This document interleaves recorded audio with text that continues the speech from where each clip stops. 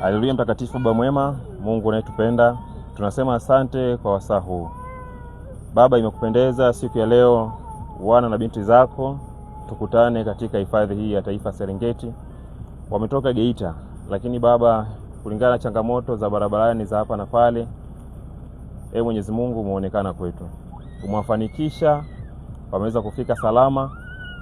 Lakini Baba, tunakuomba tunapoingia katika hifadhi hii ya taifa Serengeti, ni hifadhi ambayo wewe ndiye uliyeitengeneza. Ulitamka miti, mimea, wanyama, mito na kila kitu. Lakini Baba, sisi ukatuumba. Siku ya leo tunakwenda kutazama na kufurahia ukuu wako.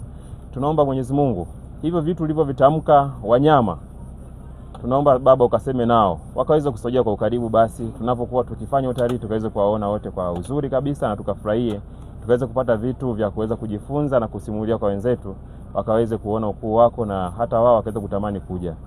Mwenyezi Mungu, tuna mengi ya kuomba, lakini zaidi tusimamie katika utalii wetu wa siku ya leo, hata siku ya kesho tutakapokuwa tukirudi. Tunaomba kwa pamoja nasi. Ndivyo tunavyoomba kupitia jina lako Yesu, amina.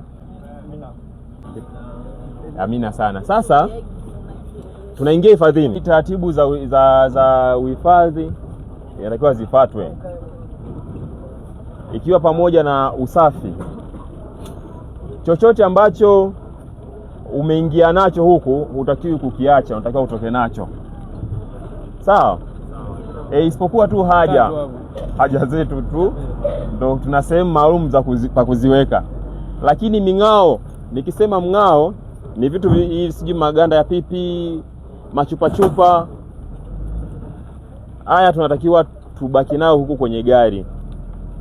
Tukitoka tunatoka nayo, tutakiwa kutupa chochote nje ya gari, kwa sababu vinakuwa ni vitu hatari kwa wanyama wetu. Ukitupa likaratasi huko, akaja akala mnyama akadhurika, siku nyingine ukija unaweza usikute wanyama, kwa sababu wanakuwa wanakufa sasa kwa sababu ya uchafu ambao tumeuacha sisi. Kwa hiyo ninawaomba tuzingatie swala la usafi, sawa sawa. Kingine, tusipige kelele hifadhini. Huku nje tulikuwa tunaimba, tunafurahi. Sasa hivi tunaingia huku, tukiimba wanyama wanatusikia, wanyama wana sensi kwa karibu sana. Hata kiwe mbaya akisikia makelele anaenda mbali zaidi. Kwa hiyo tutamkosa, tutashindwa kumuona. Kwa sababu sisi tumekuja kutalii, basi inatakiwa wale wanyama tuwaone kwa ukaribu. Tusipige kelele sasa, sawa?